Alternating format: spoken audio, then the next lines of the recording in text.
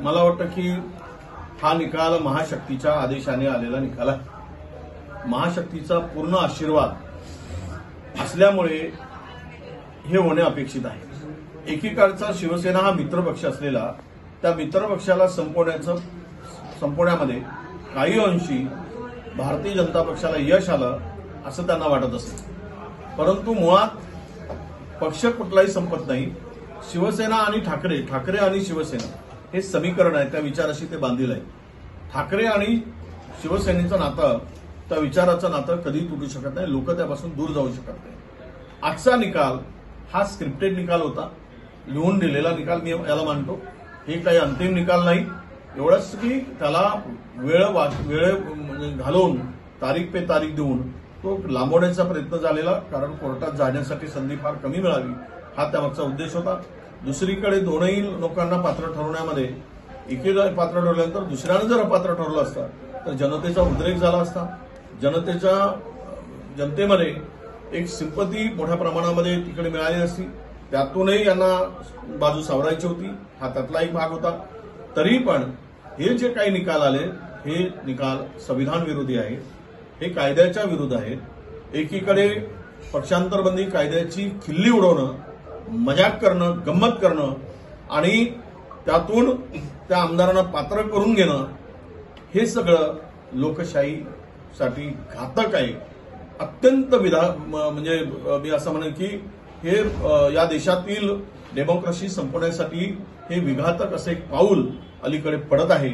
आणि मला वाटतं देश उद्या देशाचं संविधान राहील की नाही, देशाची घटना शिल्लक राहील की नाही, देशाची लोकशाही शिल्लक राहील की नाही, कुणाचेही पक्ष फोडा, त्यांना संपवा, त्यांना उद्ध्वस्त करा आणि त्यांच्या आमदार पक्ष फोडणाऱ्यांना मात्र संरक्षण द्या, त्यांना पात्र ठरवा।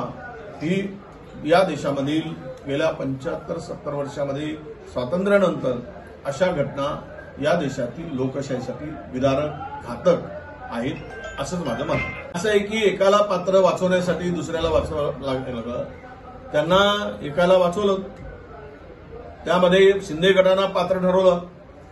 जर ते उद्धव ठाकरे गटांनाही पात्र केले असते तर मला वाटतं की म्हणजे सगळी सहानुभूतीची किंवा जी त्यांना सहानुभूती आहे ती सहानुभूती त्यांना मिळू द्यायची नाही, हा त्यामागचा उद्देश आहे।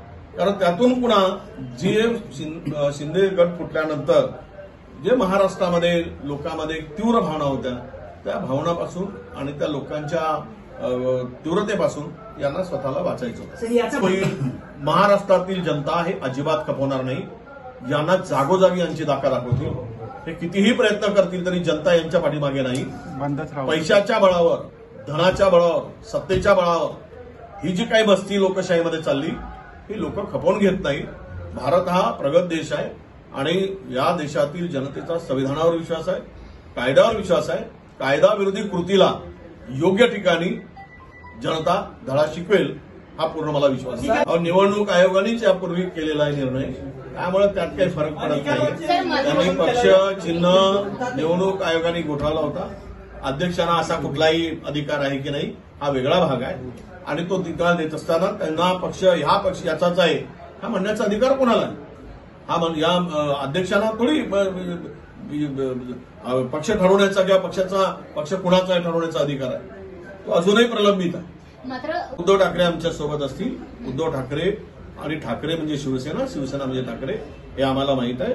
जनतेमध्ये, शिवसैनिकांमध्ये, सामान्य माणसामध्ये उद्धव ठाकरे यांचीच लोकप्रियता आहे आणि त्यातूनच आमची आघाडी त्यांच्याबरोबर आहे। काढतील त्यावेळेस त्यांचं तो काय उत्तर द्यायचं ते देतील। अजूनही सर्वोच्च न्यायालयामध्ये जाण्यासाठी संधी आहे, हा अंतिम निकाल नाही। सर्वोच्च न्यायालय त्याला स्थगिती द्यायचा, काय करायचं तो निर्णय अपेक्षित आहे। आता तो एकदा न्यायाधीश तिथे त्या खुर्चीवर बसून तो काय इंग्रजीत किंवा मराठीत फार नाही, पण महाराष्ट्रातील आमदाराच्या अपात्रतेचा निर्णय होता तो मराठीत होणे अपेक्षित होता। ठीक आहे, आता ते त्याला फार काही आम्ही शब्दामध्ये जाण्याची गरज नाही, परंतु अपेक्षित मात्र मराठीत होता। मराठीत वाचलं असतं तर मराठी अस्मिता आहे, कारण ठाकरे आणि शिवसेना ही मराठी अस्मिता जपणारी होती। त्याचंही निकाल हा इंग्रजीमध्ये येतो आहे, म्हणजे किती मोठा दडपण महाशक्तीचा यांच्यावर आहे हे त्या ठिकाणी दिसते।